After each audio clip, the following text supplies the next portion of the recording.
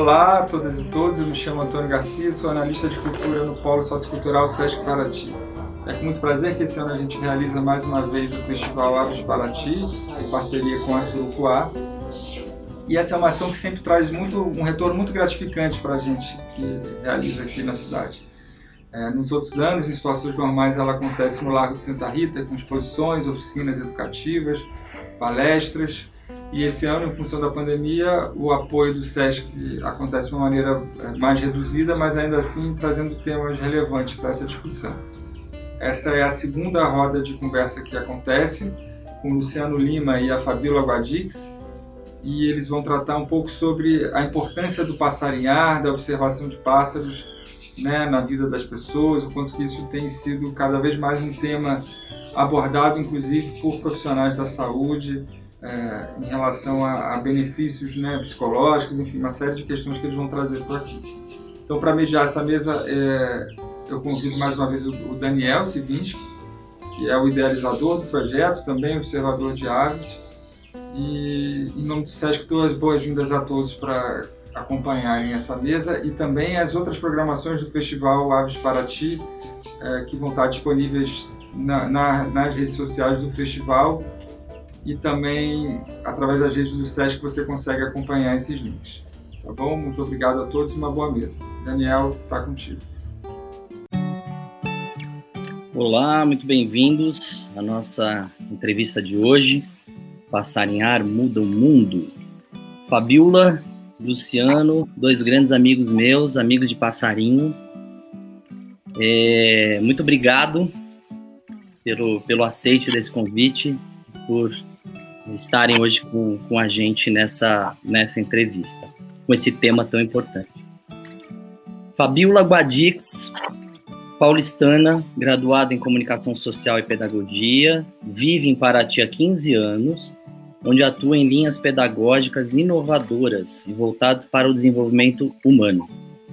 A observação de aves invadiu sua vida há 2 anos e meio, e desde então, não há dia em que ela não se conecte com as aves. Luciano Lima, aos 13 anos, começou a passarinhar e logo decidiu que, quando crescesse, queria ser ornitólogo, viver de passarinho. Biólogo, mestre em zoologia, acumula experiência em projetos de pesquisa e trabalhos técnicos relacionados com as aves em todos os domínios naturais do Brasil, tendo também publicado diversos artigos e livros sobre o tema. Atualmente, coordenador técnico de 3 observatórios de aves, localizados em diferentes regiões da Mata Atlântica, além de consultor e produtor de conteúdo do programa Terra da Gente, da EPTV, afiliada à Rede Globo. É um dos criadores do movimento Vem Passarinhar e acredita que passarinhar pode mudar o mundo. Queridos, eu vou começar perguntando para a Fabíola. Bill, conta pra gente um pouco da sua história, quem é você, Fabíola. Fala um pouco do seu importante trabalho em Paraty como educadora. Conta essa história de como que as aves entraram na sua vida e o que elas representam hoje na sua vida, na sua família, no seu cotidiano.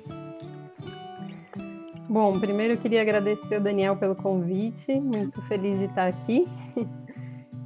Eu sou uma apaixonada pela natureza desde que eu sou criança, mas eu não tive alguém que me conduziu assim para esse mundo da natureza, porque eu, como você falou, sou paulistana, nasci numa família super urbana, então não tinha ninguém que tinha essa ligação de alguma forma com a natureza que pudesse ter me ensinado as coisas da natureza, né? Então, eu tinha um sentimento de bem-estar quando eu estava em espaços naturais, né?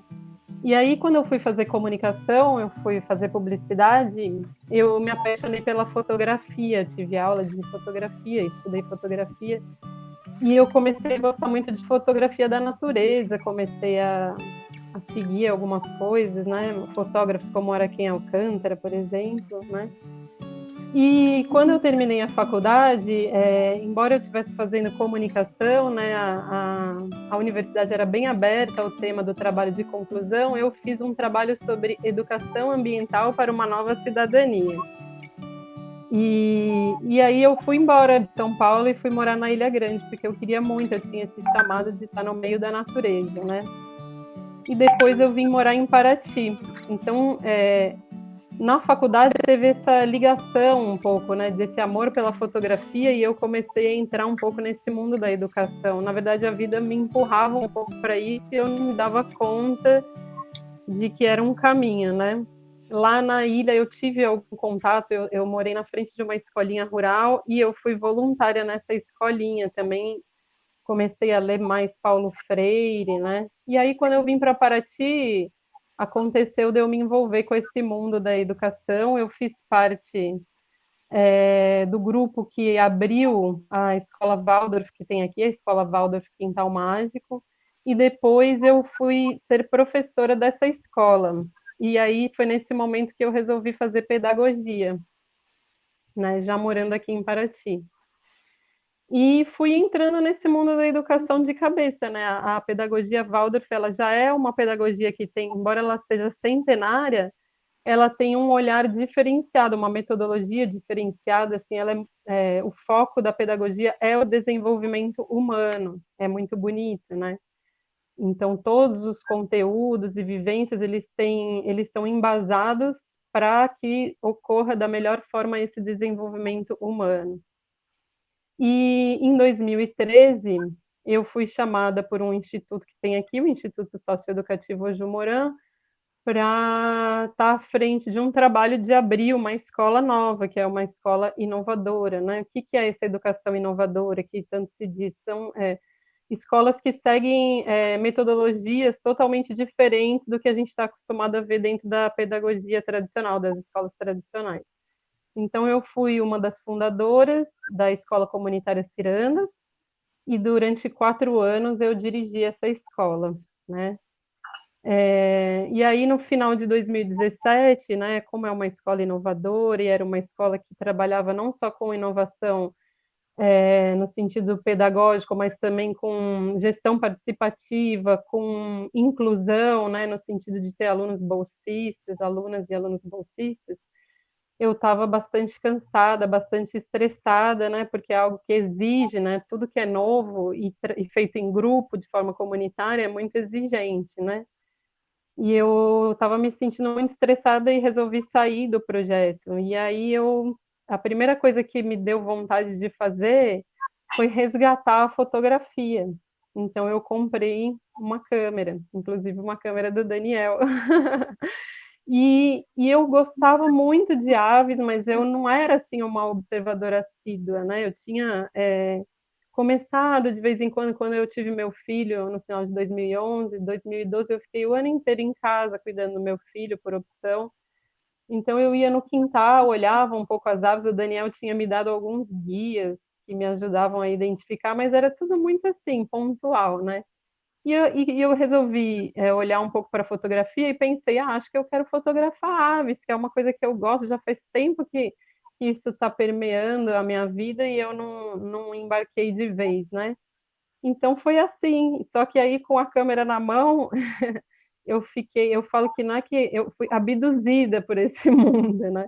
Desde que eu comecei, eu assim praticamente passo todos os dias da minha vida observando aves em algum momento e fotografando, né? Então, realmente as aves invadiram a minha vida de uma forma muito forte. Hoje é o que eu mais gosto de fazer, né? Todo dia eu penso muito nas aves o tempo todo. E é interessante porque esse mundo me abriu assim um novo círculo de amizades, né? Através do Clube de Observadores de Aves aqui de Paraty, que o Daniel logo me conectou com o COA, né? E eu fiz novos amigos, né? Um novo mundo, porque todo mundo gosta muito, se vicia nisso, então a gente fica trocando, né, informações, trocando experiências, né? E aí a nossa vida meio gira em torno disso. Agora, toda vez que a família vai viajar para algum lugar, eu já vou para algum lugar pensando que é um bom lugar para observar aves que eu nunca vi. Já pesquiso sobre as aves que tem no lugar, as possibilidades de passeios. Então, a minha família já está super acostumada, né? As nossas viagens se transformaram em viagens de passarinhos, ou seja, as pessoas já foram contaminadas pela minha, por esse meu vício, né? A gente vai, eu já sou conhecida hoje como uma pessoa que ama passarinhos. Quando os meus amigos e amigas veem algum pássaro diferente, tem curiosidade, eles me mandam mensagens. Nossa, eu vi um passarinho assim assado. Ou quando um passarinho cai no quintal de alguém, alguém me manda uma mensagem. O que eu faço com esse passarinho? Né, me ajuda, me dá alguma informação, e eu acho isso muito bacana. Eu fico feliz de ser lembrada como a pessoa que gosta, como se eu fosse profunda conhecedora, né? Ainda não sou bem novata, mas eu sou lembrada por essas pessoas queridas como, a Bill sabe dos passarinhos, então vamos perguntar para ela, né? E foi isso, as aves também tiveram muita importância na minha vida, porque essa saída da escola foi um momento difícil para mim, né? Tudo que a gente constrói, que a gente tem que entregar para o mundo, desapegar, é como se fosse quase um luto, né? O desapego é difícil. E também eu passei por um momento que teve logo que eu saí desse projeto a morte da minha mãe. Então as aves também, elas tiveram uma importância muito grande na minha vida no sentido de me ajudar a enfrentar esse momento desafiador emocionalmente, energeticamente, né? Eu fiquei bem abalada. Só que estar na natureza, poder sair, me conectar com as aves, estar assim muito presente com aquela atividade, fez com que eu tivesse força, sabe, para superar esse momento, né? Colocasse foco e energia numa coisa tão bonita, né? E estar na natureza é muito revigorante também. Então, com certeza, isso foi e ainda é muito importante, como agora na pandemia, né? Esse momento difícil que a gente vive, também a observação de aves, para mim, é algo que me ajuda muito a ficar, né, mais equilibrada, assim. Então, é isso. Essa é um pouquinho da minha história com as aves e com a educação.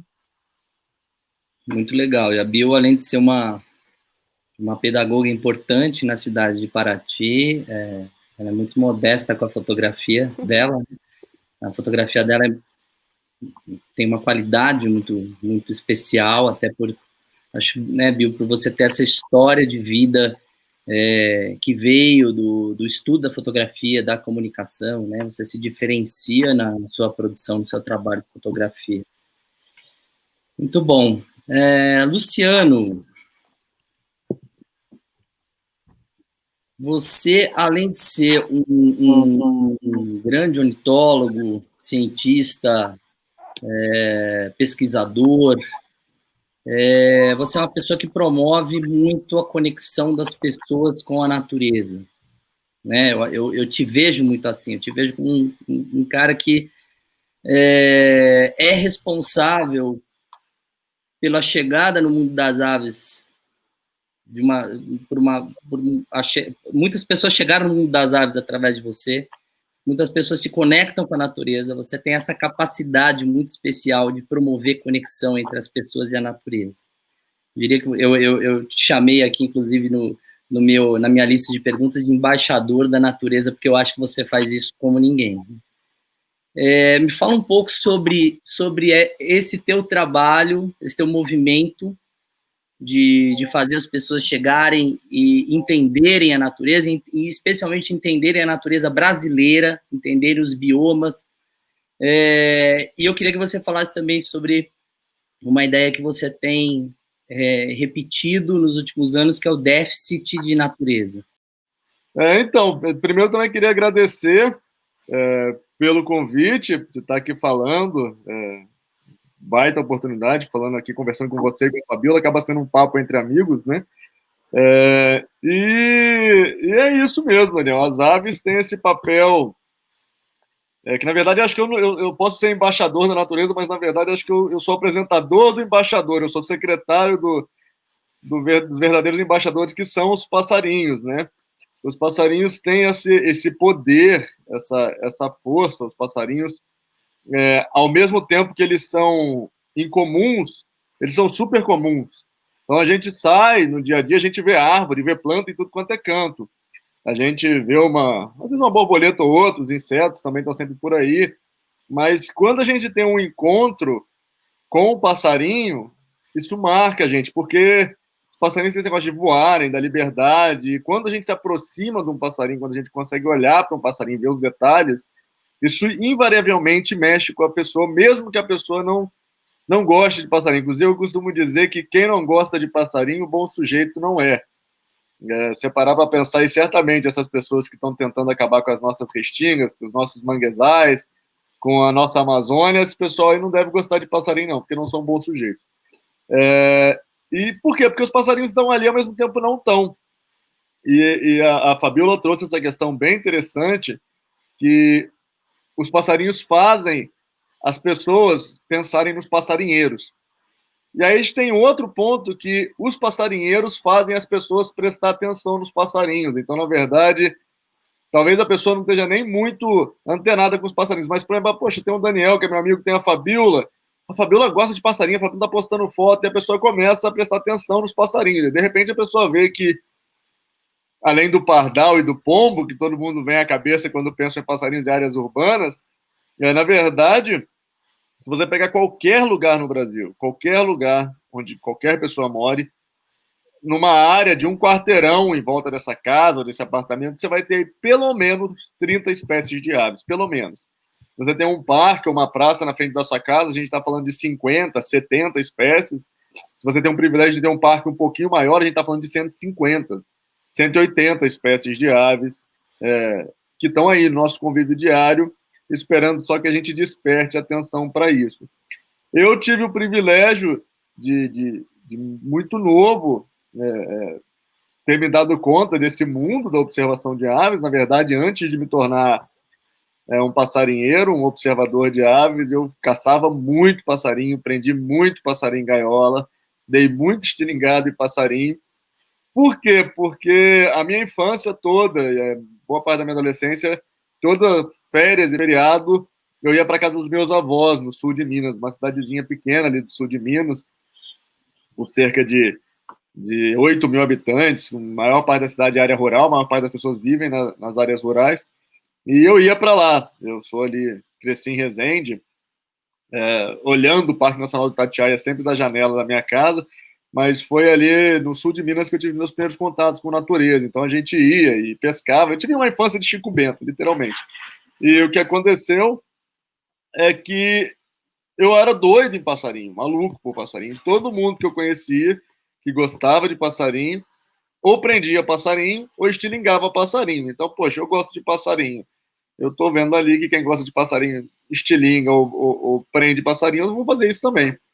Mas acontece que, desde aquela época, eu tenho amigos desde aquela época, e os meus amigos até hoje, sempre que eu volto para casa dos meus avós, na cidade lá, eles sempre lembram, esse é um papo, nossa, até hoje você trabalha com passarinho, quem diria, gente, você era um menino correndo atrás dos passarinhos e você ainda acabou mesmo trabalhando com passarinho. E eles sempre trazem histórias, eles lembram que eu tentava de alguma forma que a gente capturasse ou desse estilingado o maior número de passarinhos diferentes, porque eu queria saber os diferentes passarinhos, porque é natural da curiosidade das crianças, é natural da curiosidade dos jovens querer saber sobre a natureza. Eu vou falar isso mais para frente. E hoje a gente tem muito pouca oportunidade dos jovens e das crianças terem contato com a natureza. E aí, voltando para a história, como eu comecei a passarinhar, um belo dia teve uma feira, aí voltando ali para Resende, para o Rio de Janeiro, um belo dia teve uma feira de profissões na minha escola, para os alunos do terceiro ano do ensino médio de modo geral. E tinha um estande de uma faculdade de biologia com um monte de passarinho empalhado. Eu parei em frente àqueles passarinhos, junto com um grande amigo meu, Bruno Renói, um amigo de infância que também hoje é ornitólogo.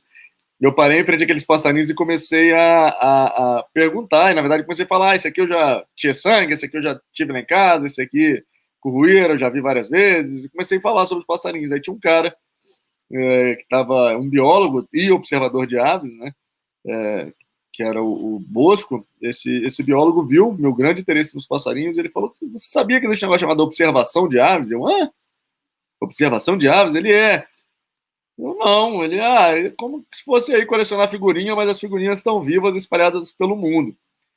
E aí ele viu que a gente ficou tão interessado naquilo que no outro dia, era uma feira que era, sei lá, de quarta a domingo, mas ao longo da semana, ele pediu para a gente voltar, e ele trouxe uma pilha de livro de passarinho e CD com cantos de passarinho. Eu nunca na minha vida imaginei que alguém escrevesse livro de passarinho. Para mim, gostar de passarinho era uma coisa de criança. imaginava que alguém fosse se dedicar a estudar, botar, né, livro, um negócio super importante. Imagina gravar um CD com canto de passarinho, isso em 1998. E aí, no dia 22 de agosto de 1998, ele viu que a gente ficou tão interessado que ele conversou com a coordenadora da escola, falou com a minha mãe, com a mãe do Bruno, e perguntou se podia levar a gente para uma passarinhada, para atividade de observação de aves. E naquele momento, e aí no próximo sábado nós estávamos lá nessa atividade, eu tenho até hoje anotado aqui a minha caderneta na minha primeira passarinhada, a gente viu 52 espécies, se eu não me engano, numa estrada de chão, em Resende, atrás da casa do Bruno, que era uma estrada de chão, que para mim até então era uma estrada de chão. E de repente eu comecei a me dar conta que nas estradas de chão, nos parques da cidade, nas florestas, os passarinhos estavam em todos os lugares. É como se até esse dia, 22 de agosto de 1998, eu tivesse um sentido a menos. E de repente, né, depois dessa primeira passarinhada, eu adquiri um sexto sentido, aí, quase um poder X-Men aí, que eu comecei a ver passarinho em todo canto, que é o que a Fabiola está falando, e você fala também. A gente, depois que você se conecta nesse mundo, né, depois que você entra no mundo da observação de aves, você começa a ver que todos os lugares têm aves, e as aves estão presentes em todos os lugares. E outra metáfora que eu sempre uso também é como se você enxergasse uma cor nova, imagina. De repente você começa a chegar em uma cor que você nunca tinha se dado conta que ela estava ali antes, de repente você começa a se dar conta que essa cor, na verdade, não só está ali, como está em praticamente todo lugar que você vai. E aí, nessa primeira passarinhada, o Bosco explicou que ele era biólogo e ornitólogo, e eu falei, cara, biólogo, ornitólogo?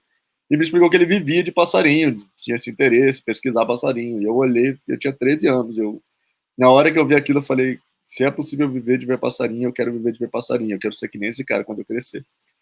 E eu acho que eu levei isso muito a sério, então eu comecei a me dedicar cada vez mais às aves, aí fiz biologia, fiz mestrado, enfim, trabalho com pesquisa, toda essa questão aí da carreira acadêmica, mas acabou que em determinado momento, dentro da academia, dentro da universidade, mesmo publicando e trabalhando, eu me dei conta que boa parte dos lugares e boa parte das aves com que eu tinha passado a maior parte da minha infância, os muitos anos antes de entrar na faculdade, esses lugares estavam desaparecendo e as aves estavam desaparecendo. E no final eu vi que como ornitólogo e como pesquisador eu poderia talvez ajudar as aves, mas produzindo conhecimento sobre as aves. E isso é muito nobre, é muito legal, eu gosto muito de fazer isso. Mas de repente comecei a ficar incomodado, que eu queria de alguma forma tentar ajudar mais, eu queria de alguma forma trabalhar mais forte com conservação da natureza, né? E é interessante que um belo dia, vendo uma situação, igual a Fabiola falou aí, de uma pessoa que é catapultada para o mundo das aves, essa história da Fabiola é linda, mas é interessante que tem várias histórias parecidas com essa, de pessoas que descobriram as aves, e as aves fazem parte muito da vida delas. E eu me dei conta que, na verdade, o que falta hoje para a conservação, óbvio, falta informação, falta tudo mais, mas quando a gente fala de mudanças climáticas, quando a gente fala de extinção de espécies, quando a gente fala de espécies invasoras, e quando a gente fala até mesmo de pandemia, do coronavírus, que de certa forma, é resultado de uma intervenção massiva do ser humano na natureza, quando a gente fala de tudo isso e a gente tenta combater esses problemas, na verdade, a gente está combatendo esses problemas, eles não são problemas por si só, eles são consequências de um problema muito maior, que é a desconexão das pessoas com a natureza. E essa desconexão, ela tem avançado absurdamente. Se você parar para ver, parece até... É um dado que me comove muito, mas todo o presidiário em regime disciplinar diferenciado, ou seja, um presidiário na solitária, ele tem, por lei, direito a pelo menos 2 horas de sol por dia, 1 hora de sol por dia. E as crianças brasileiras, saiu um relatório que as crianças brasileiras, em média, elas brincam muito menos que isso ao ar livre todos os dias. Ou seja, os nossos presidiários, não que os presidiários tenham que ficar sem banho de sol, não é isso, não, é o contrário. As nossas crianças, elas têm que ter muito mais direito a ter contato com a natureza. E por que isso é um problema de conservação? Porque é muito piegas dizer isso, mas quem ama, cuida. E a gente, no final das contas, só ama o que a gente conhece. Tem uma frase de um conservacionista senegalês chamado Baba Dion, e ele fala que no final conservaremos apenas o que amamos, amaremos apenas o que conhecermos e conheceremos apenas o que nos houver sido ensinado. E na verdade, esse ser ensinado aí não é ensinar como conhecimento, é ensinar como ter experiência. E daí vem esse conceito de que um conceito trazido por um grande especialista em borboleta, Robert Pyle, que ele fala ele fala duas coisas muito poderosas. Ele fala sobre o conceito da extinção da experiência que a gente está tendo, as nossas crianças, jovens e os adultos também. A gente está perdendo as experiências, está tendo uma extinção de experiências. E ele tem uma frase para mim muito poderosa, que ele fala: o que é a extinção do condor para uma criança que não conhece uma curruíra? E esse é o conceito aí que você mencionou do transtorno de déficit de natureza, é um pouco esse conceito da extinção da experiência. O transtorno de déficit de natureza foi um conceito criado pelo Richard Louv, que é um outro pesquisador, e ele traz esse conceito, né? Na verdade, o transtorno de déficit de natureza por si só não é uma doença, mas ele, de verdade, ele leva a uma série de doenças, uma série de problemas, que vão desde problemas de motor, de desenvolvimento motor, até problemas ligados a miopia e várias outras coisas. É impressionante o que a falta de natureza leva às vezes das pessoas. E aí, por conta disso, eu comecei não apenas a diversificar um pouco as minhas linhas de pesquisa. Hoje eu tenho parcerias com colegas do Hospital Albert Einstein, trabalho com o Instituto Butantan, que também é uma instituição ligada à área da saúde. Mas também eu comecei, de repente, eu me dei conta, eu estava em crise na academia, com essa questão de como juntar mais as pessoas com a natureza.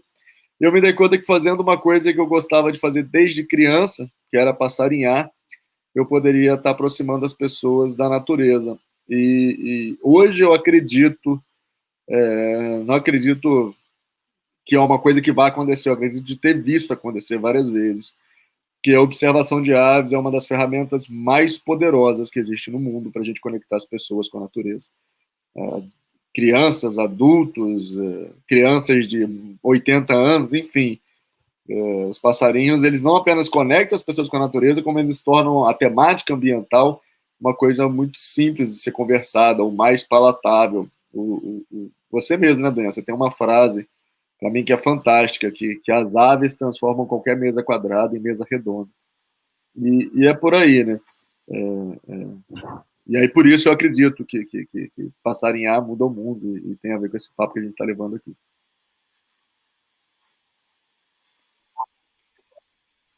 Muito legal, muito bom. Fabiola, você como educadora, como pedagoga, uma pessoa bastante ligada, conectada aos processos de desenvolvimento cognitivo, especialmente crianças, jovens.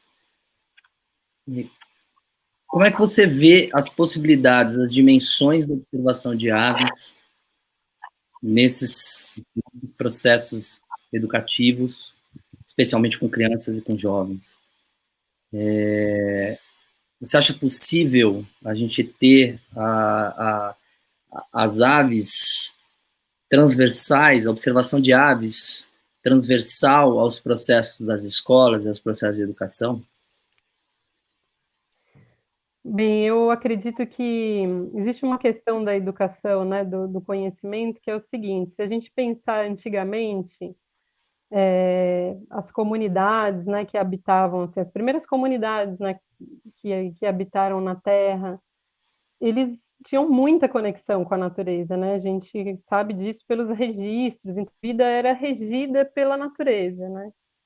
E ao longo do desenvolvimento humano, né, desenvolvimento do conhecimento, eu acho que houve uma questão que foi essa ruptura. Hoje, para mim, o conhecimento acadêmico, por exemplo, conhecimento na escola, ele se distanciou muito do que é a realidade, né, da vida. E eu acho isso muito ruim, né? Eu acho que a escola ela tem uma lógica que é assim, ela parte de uma teoria e que talvez essa teoria vá terminar numa realidade, né, numa prática. E eu acredito muito num processo inverso. Eu acredito que para ter significado, o conhecimento ele tem que partir da prática, né? A gente tem que extrair conhecimento da prática, da experiência de vida. Mas isso não acontece, ou raramente acontece dentro dos processos escolares, né? E como é que a gente vai fazer as pessoas se apaixonarem por alguma coisa, né? Gostarem, o que o Luciano estava falando, né? Que a gente vai proteger, vai lutar por aquilo que a gente ama, né? Se a gente não consegue se conectar com aquilo, né? Com aquela ideia, com aquele conhecimento, né? Então, e a natureza está aí. Para mim, a natureza é uma mestra, assim. Muito a gente tem que aprender, a gente pode aprender observando a natureza, né? A gente retira sabedoria de vida, de conhecimento, de ciência, de física, de química, de tudo, de poesia, né? De matemática da natureza. E hoje a gente tem uma emergência, que é o que está acontecendo com o mundo, né? Se a gente não mudar radicalmente os nossos hábitos, que mundo a gente vai ter, né? Eu tenho um pouco de esperança porque eu acho que muitos jovens, né, muitas crianças e jovens estão começando a pensar nisso, que mundo vai ficar para mim? Então, eu acho que a escola ela deveria se voltar um pouco mais para fora, né, da sala de aula, inclusive para o seu entorno, né? O que que tem de riqueza dentro no entorno de uma escola, seja na cidade, seja num ambiente mais rural, mais natural, não importa o ambiente, sempre tem riquezas naturais ali de alguma forma, né? O que que eu tenho a aprender aqui no meu entorno que vai fazer eu me apropriar daquele espaço, eu conhecer aquele espaço, né, na prática, gostar daquele espaço, e isso vai causar uma relação de cuidado, de pertencimento principalmente, né? Quando você se relaciona com o espaço, você se sente pertencendo àquele lugar, àquele espaço, então você passa a zelar por aquilo, a querer cuidar daquilo, né? E claro que, mas aí você está falando que o conhecimento é só o que está ao seu redor? Não, mas tudo tem uma conexão, a gente vai do micro para o macro, né? O que a gente aprende no nosso entorno, a gente depois correlaciona com coisas no tempo e espaço, assim, não precisa, né?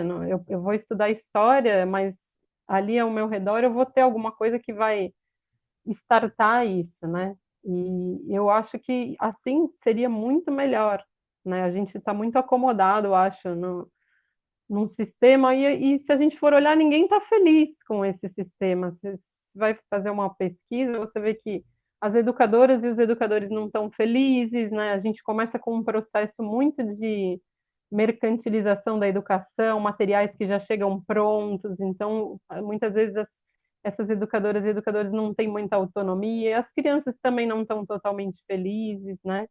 E isso só vai causando um distanciamento maior. Agora a gente tem uma coisa que é muito perigosa, concorrendo com isso que eu estou falando, com essa vivência na natureza, que é o uso da tecnologia. As crianças começam muito cedo a usar tecnologia, é muito sedutor. Você ficar olhando para uma tela toda colorida, cheia de movimento, música, barulho, cheia dessas dinâmicas, isso vicia, né? Nós somos adultos e nós ficamos viciados nisso. Então e isso está cada vez mais sendo introduzido dentro das práticas pedagógicas, né? Então, aí fica muito difícil você concorrer com tudo isso, né? Porque as crianças vão crescendo né, e a juventude já não vai sabendo lidar muito com isso. Troca o tempo de estar na natureza por estar na frente de uma tela, né? Então, é muito complicado. Eu acho que a escola tem um papel muito importante em tentar quebrar esse ciclo, sabe? Em tentar trazer outras experiências da vida real para as crianças, né? Para que elas possam ter esse sentimento de pertencimento e até saber o que fazer também, né? Porque é isso, a gente tem que olhar ao nosso entorno e entender o que precisa ser feito. E não é para desprezar tudo, a gente pode ter, se a gente está num lugar como Paraty, que tem muito passarinho, por exemplo, além de ter, né, outras coisas que estão muito ligadas à natureza, as comunidades tradicionais, o mar, você coloca isso dentro do seu currículo escolar, né? Você vai aprender todos aqueles conteúdos, mas através dessa realidade, dessas vivências, sabe? Se você pensar nas aves, quantas coisas a gente pode aprender, né? Você vai estudar as estações do ano, tem tudo a ver, né? Se você observar aves, é tão nítido você observar as mudanças das estações do ano, isso é só um exemplo bem corriqueiro, né? Eu aposto que isso seria muito transformador, mas precisa haver aí uma revolução realmente nesse padrão educacional. E talvez começar lá na universidade, né? Porque a universidade é o que mais se enfiou dentro de uma caixinha e foi se especializando em caixinhas que já não se conversam mais, né? Como é, o homem, as pessoas, o ser humano, ele nem consegue ter uma visão integral de si próprio, de tanto que a coisa se especializou. Né? Então, eu acho que são mudanças que têm que acontecer na educação básica, mas também tem que partir de dentro da universidade, sabe? Para a gente ter essa revolução na educação. Mas sabe, tudo que vocês dois estão falando faz muito sentido na minha vida pessoal, né? Eu tenho 2 filhos e hoje a única coisa que tem potência suficiente para concorrer com as telas, que são as telas, né? Uma oferta de conteúdo das telas, no meu cotidiano, a única coisa são os passarinhos.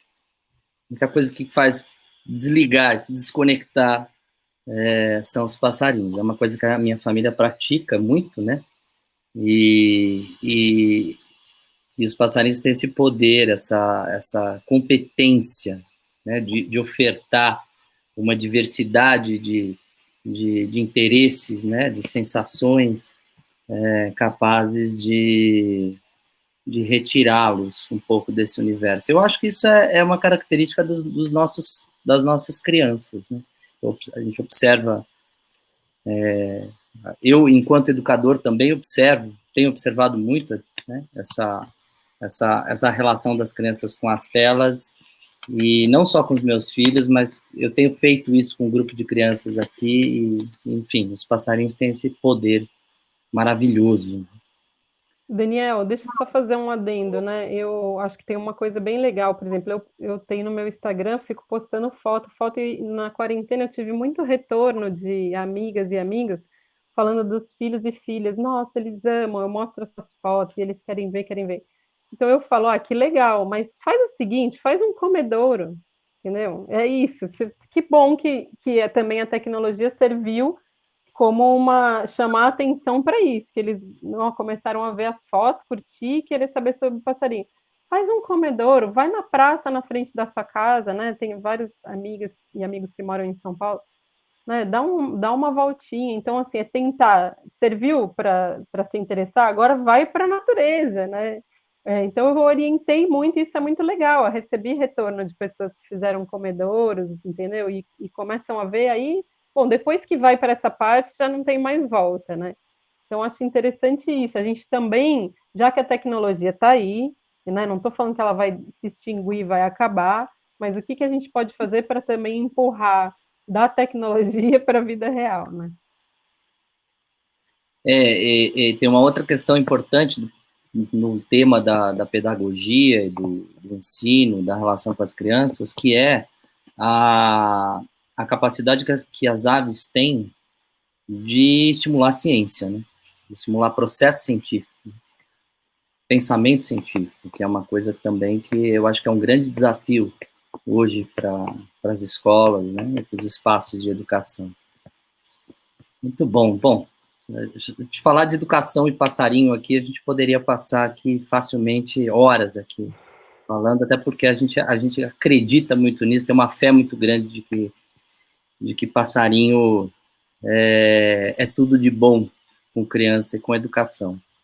E aí, dentro dessa linha, eu já vou para as perguntas finais dessa entrevista. Queria ouvir o Luciano. Luciano, a gente está vivendo um momento muito pesado, muito forte, de destruição de biodiversidade, não só no Brasil, né? Aqui, a gente está vivendo um momento particularmente muito intenso nesse sentido. mas eu acho que a gente vive uma sociedade com uma incapacidade muito grande de promover desenvolvimento saudável nessa conexão homem-natureza.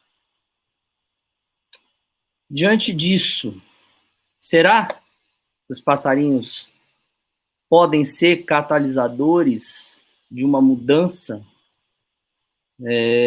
no sentido de sociedades mais saudáveis na relação homem-natureza?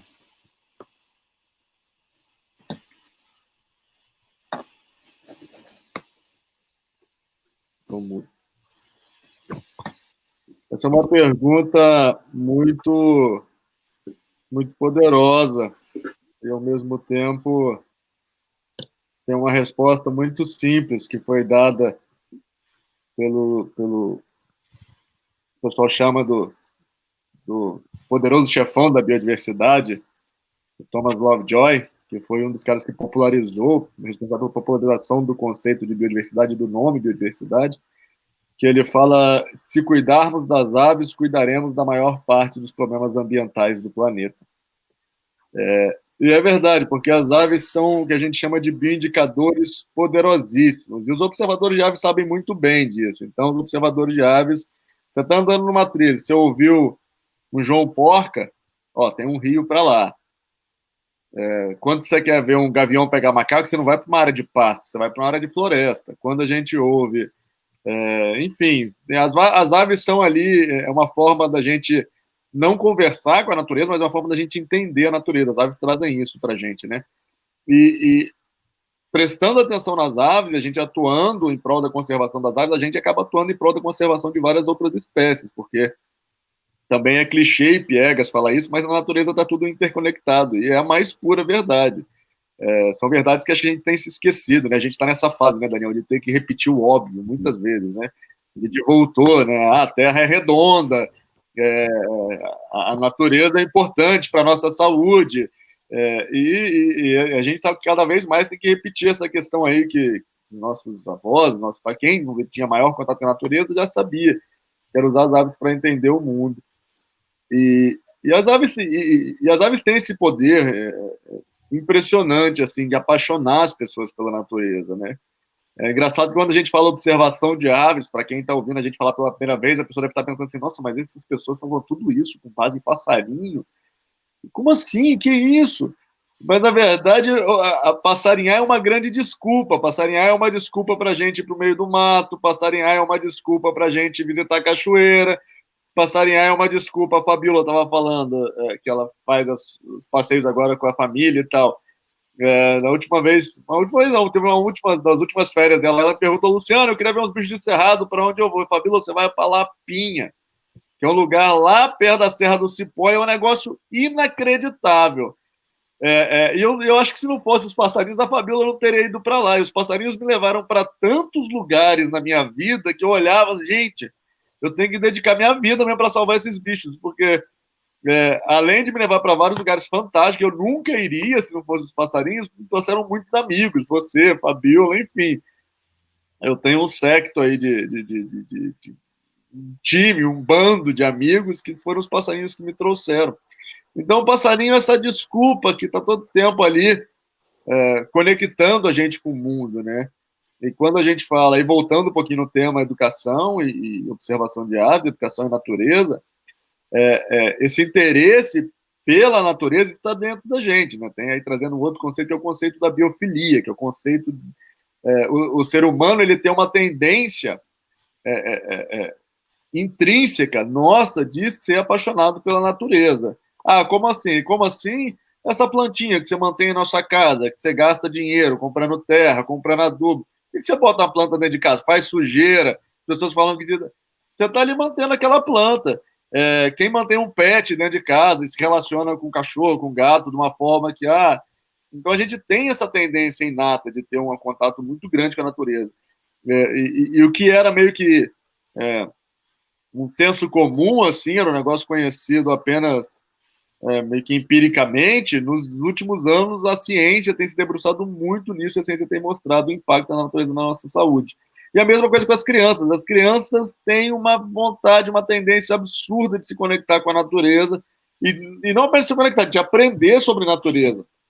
Engraçado, tem um artigo que foi publicado na revista Science, uma das revistas científicas mais poderosas, e o título do artigo é literalmente o que os pokémons podem ensinar aos conservacionistas.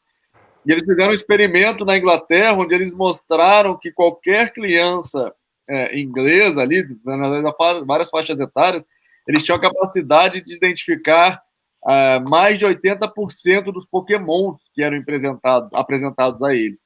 E eles tinham dificuldade absurda em nomear animais nativos da Inglaterra. Ele está falando aí de salamandra, não estão falando de microbichos, não, estão falando de raposa, estão falando de outros animais grandes. O que isso mostra? Isso mostra que as crianças eles têm uma tendência absurda em interagir, guardar nomes e querer guardar. Só que a gente está apresentando os nomes errados para elas, a gente está apresentando os bichos que não existem. E eu tenho certeza que a gente fica indignado porque enquanto uma criança está ali vendo um desenho onde tem um dragão, onde tem... Cara, as aves são os últimos dinossauros vivos do planeta.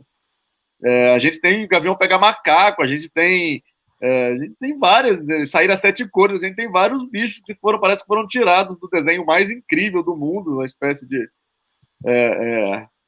Avatar com Jumanji, sei lá, parece que foram criados nos desenhos mais incríveis e estão no quintal das pessoas, só que as pessoas não têm essa capacidade de se conectar com isso. E o problema não são as pessoas, o problema somos nós, conservacionistas e ambientalistas, que, de certa forma, estamos perdendo essa guerra aí para a tecnologia, mas dá para a gente usar a tecnologia a favor também, né? Então, a gente tem aplicativos como o eBird, a gente tem eventos virtuais, como a Avistar Conecta, como o Festival Aves de Paraty, que está acontecendo de forma virtual. Então, eu acredito sim que as aves elas conseguem conectar as pessoas. E para finalizar nesse contexto aí, eu sempre falo, as aves elas fazem um negócio que é muito interessante. A Fabiola também, a Fabiola e você são ótimos exemplos disso. E a gente começa a olhar o lugar ao nosso redor de uma forma diferente. A gente começa a ter o nosso lugar, ele passa a não só ser o nosso lugar. Quando vai ser a Fabiola, você me manda algum bicho para identificar que vocês viram no quintal e que vocês celebram. Nossa, olha só, vimos mais esse bicho que está no meu quintal. Vocês começam a entender que o quintal de vocês é um mundo. E trazendo o Manuel de Barros, né? O meu quintal é maior que o mundo. O quintal do observador de aves é maior que o mundo. Cabem todas as aves do mundo quase no quintal do observador de aves. E, igual você falou, a gente começa a prestar atenção no clima, no tempo, a chegada das aves migratórias. A gente começa a ficar preocupado com qualquer foguinho que aparece ali no nosso quintal. Tenho certeza que se um pedaço de qualquer coisa começar a pegar fogo, vocês vão lá correr para apagar, isso cria não só um movimento dentro da gente, como as pessoas ficam tocadas por isso. Acontece que a Fabiola falou, nós viramos os especialistas no assunto, né? E as pessoas lembram da gente, quando a gente pensa em passarinho, as pessoas lembram da gente também na hora de cuidar da natureza. Então, eu acho, sim. Eu costumo falar que passarinhar muda o mundo, mas, na verdade, o Guto sempre fala isso também, outras pessoas. Na verdade, passarinhar muda as pessoas, e as pessoas mudam o mundo. Exatamente isso. Muito bom. Bill, eu te deixo com uma mensagem final para a gente encerrar. Qual a sua mensagem?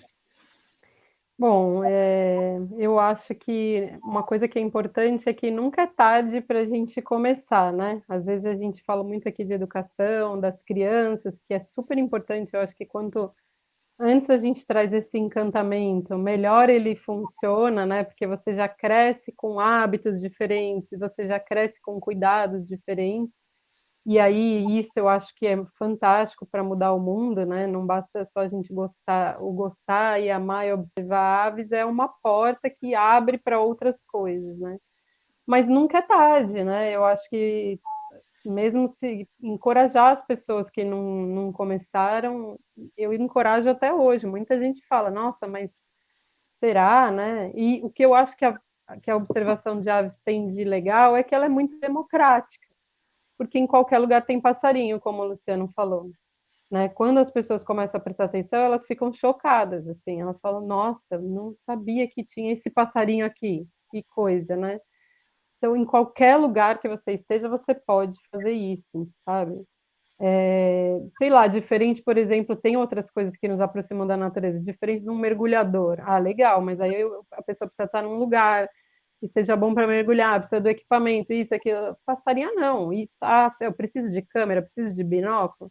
Olha, é legal, mas se você não tiver, também você consegue observar aves, entendeu? Entender que não é só registrar, você ouvir o canto é observar aves, né? Isso eu acho muito legal.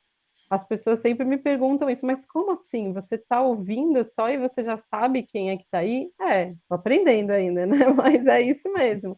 E isso Observar não é conta. sinônimo de ver, né? Observar é sinônimo de prestar atenção, te interrompendo um pouquinho. As pessoas acham que observar é sinônimo de ver, não é. Observar é prestar atenção. Exatamente. Então eu acho que isso é muito fácil, assim, de você fazer. É uma atividade que você precisa ter um pouquinho de tempo e vontade de estar ali, onde for, na cidade, na natureza, né? Se você está na cidade, legal, depois isso pode te aproximar mais dos espaços naturais. Então, eu acho que todo mundo deveria experimentar, deveria pensar sobre isso.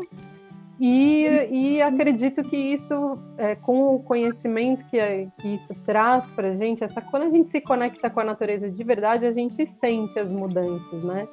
A gente vai mudando vários padrões, eu acho que isso é importante. É claro que não é para parar aí, é isso. Tem mudanças que são mais profundas, né? Eu acho que para o mundo não acabar, ou a gente não acabar no mundo, a gente não sumir do mundo, a gente precisa encontrar uma outra forma de existir no mundo, de se relacionar com ele, né?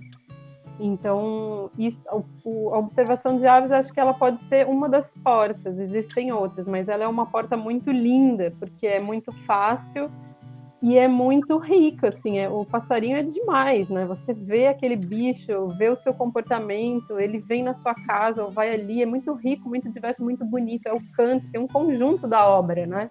Não é só o visual, é o canto, é o visual, as milhares de cores, os formatos, é um mundo infinito de beleza, assim, que todo mundo fica alucinado, assim, nossa, o que é isso? Isso existe? Isso, nossa, não acredito, né? Então eu aposto nisso e o que eu faço hoje é tentar contagiar assim, o máximo de pessoas que eu consigo ao meu redor. Assim, qualquer pessoa que me faça uma pergunta, eu respondo e começo a tentar, sabe, trazer coisas para que essa pessoa se impulsione nesse sentido. Muito bom. Queridos, mais uma vez, obrigado por essa conversa rica, deliciosa, sobre passarinhos, que a gente continue mudando pessoas por meio das aves, para que essas pessoas possam mudar o mundo, os seus mundos, né? Então a gente fica por aqui com essa entrevista. Um grande abraço. Muito grato.